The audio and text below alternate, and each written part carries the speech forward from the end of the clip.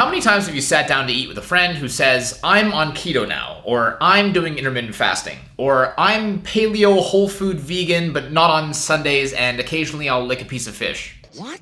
Diets are confusing because how do you even compare diets and how do you figure out what works best for you individually? Luckily, there is a way, and it's thanks to a mental model developed by Dr. Peter Attia, which completely changed the way that I look at diets, and it's something that I want to share with you in today's video. And if you stick around to the end of the video, I'll share how I use this mental model to figure out my own diet, which helped me lose a bunch of weight even working crazy hours as a corporate lawyer.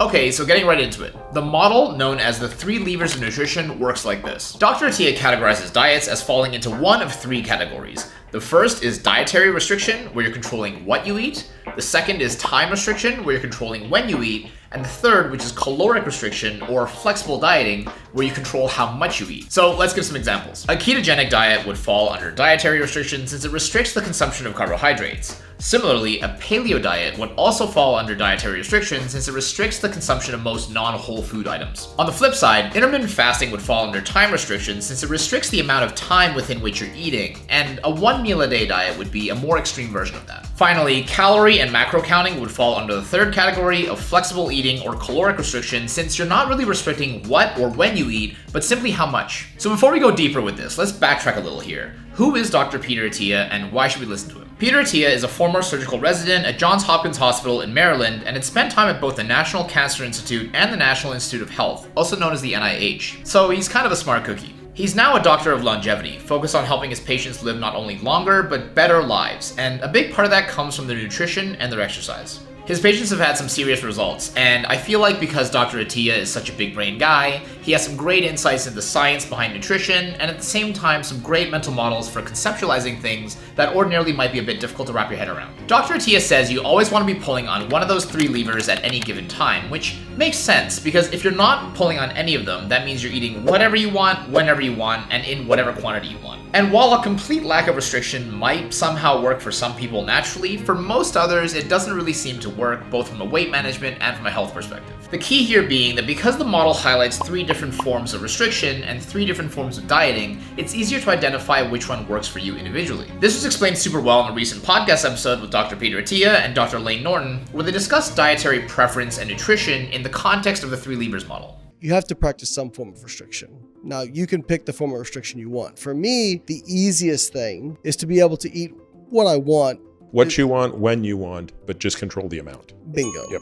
Right? So if you do that, you're going to have to track calories or macros or whatever it is. Or you can restrict time, or you can restrict a certain macronutrient group, or you say, I'm just going to eat minimally processed food. So there's some form of restriction you have to do. Now, what's interesting is none of these forms of restriction seem to be better than another in terms of adherence. So it really does boil down to the individual. So I always say, choose the form of restriction that feels the least restrictive for you. So for me, that's just been tracking macros. Now, it is worth mentioning before the calorie counting police come after me that the whole point of the 3 levers model is to find a strategy which leads to you not eating too much. In other words, if someone is eating far too many calories, then it's likely that the greatest benefit they'll receive comes from just eating less. And the 3 levers model is there to help conceptualize different strategies on how to get there. In my personal case, I practice intermittent fasting, so time restriction, and I've done so pretty much for the last 4 years without fail. Intermittent fasting really worked for me because I found that I was never actually much of a breakfast person, and just by cutting breakfast out, I was able to eat quite flexibly at lunch and dinner, and actually managed to lose quite a bit of weight doing so. Occasionally, I have also practiced dietary restriction in the form of a ketogenic diet. So for about 2.5 years, I followed a pretty strict ketogenic diet, but don't really follow those macros anymore now because I find it quite socially restrictive, and to be honest with you, I like having rice, noodles, and fruit in my rotation. That said, for performance purposes, I do pull on that lever from time to time, but it's not a constant the way the intermittent fasting is for me. And finally, with respect to flexible dieting, so I really don't like tracking my food. I have always felt